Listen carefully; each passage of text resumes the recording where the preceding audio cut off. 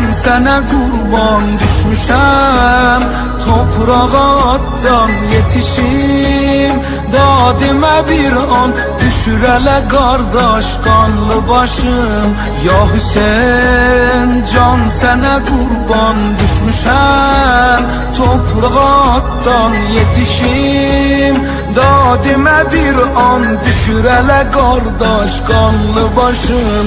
İstər ox alnımı dəldi dadimə, Fatimə gəldi bükülən, qəddi düzəldi dedi mənə oğlum sinəmə gəl.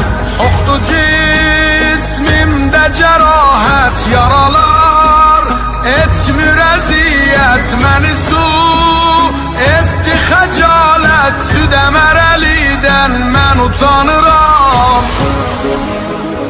o yanır ateşten mən yanıram.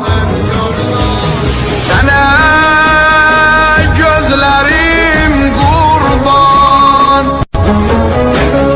eşqində nədir göz qardaş. Olma nigaran çox məndən, bu ayrılığa döz qardaş. Sənə gözlərim qurban, eşqində nədir göz qardaş. Olma nigaran çox məndən,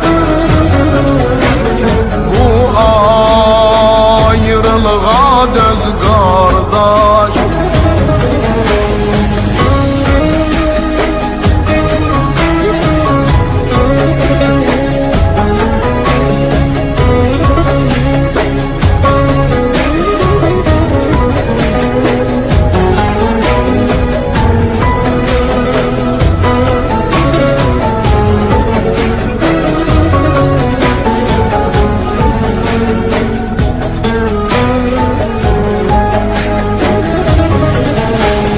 Düşürəm damənə qan yaş gəlirəm, dadı və qardaş yetişib başımın üstə qətligahında vay deyərəm.